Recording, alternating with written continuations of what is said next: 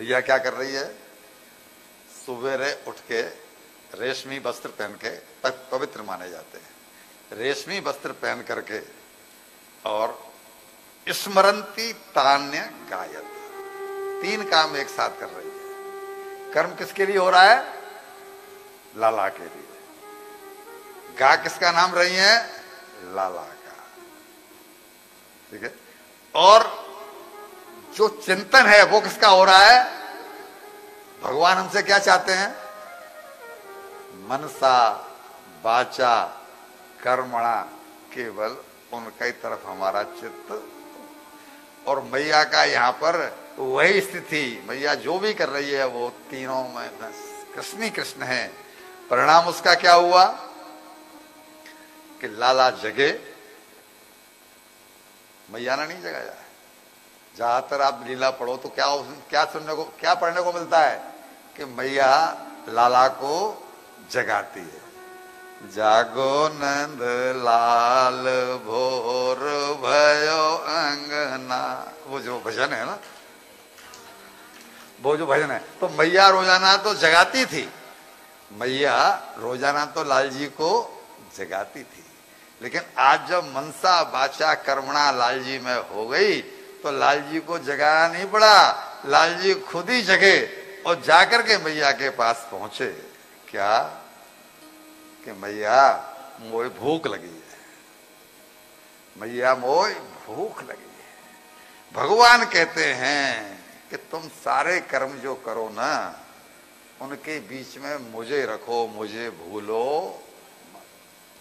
हम भूल जाते हैं, उसका दंड हमें झेलना पड़ता है, हमको पता तो पड़ता नहीं। और दंड जब सामने आता है, हमारे अपराध की सजा सामने आती है, तो वो कोई नोटिस दे करके आती है, वो बता करके आती है। एक बिल्डिंग बन रही थी साहब, एक बिल्डिंग बन रही थी, 8वें माले पर खड़ा था इंजीनियर, नीचे मजदूर काम कर रहे थे। अब उस इंजीनियर को यानी आर्किटेक्ट को बात करनी थी मजदूर से, मोबाइल तब थे नहीं, उसे बात करनी थी मजदूर से। लेकिन वो जो मशीनें चल रही थी उनकी आवाज इतनी ज्यादा हो रही थी, 8वें माले पर इंजीनियर था, कि वो सुन ही नहीं रहा था।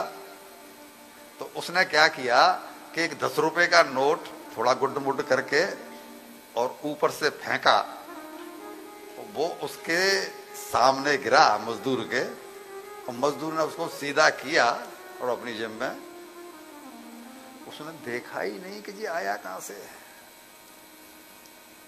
हमारे चिंतन में किसी के में है कि जो आ रहा है वो किसके द्वारा आ रहा है? मजदूर ने नहीं देखा, मतलब क्या कर दे, अपने को तो मिल रहा है ना, आ रहा है ना। अब वो इंजीनियर बड़ा परेशान, हमारे यार कैसा आदमी है, इसने यही नहीं देखा कि कहां से गिरा है। तो फिर 500 रुपए का नोट फेंका कि शायद अब तो देखेगा भाई इतना दानी बड़ा कौन है, इतना बड़ा दानी कौन है कि जो 500 रुपए का नोट फेंक रहा है। 500 रुपए का नोट फेंका, 500 रुपए का नोट उसके सामने गिरा तो गड्ढ उसने फिर सीधा किया एकदम प्रेस करके, और फिर नहीं देखा। अब तो उसको बहुत बुरा लगा कि उंगली सीधी करने से बाद, तो उसने एक कंकड़ी उठाई और कंकड़ी उठा करके जो ऊपर से पटकी तो उसके बिलबिला गया, और बिलबिला गया तो फिर ऊपर की तरफ देखता है कि किसने मारी।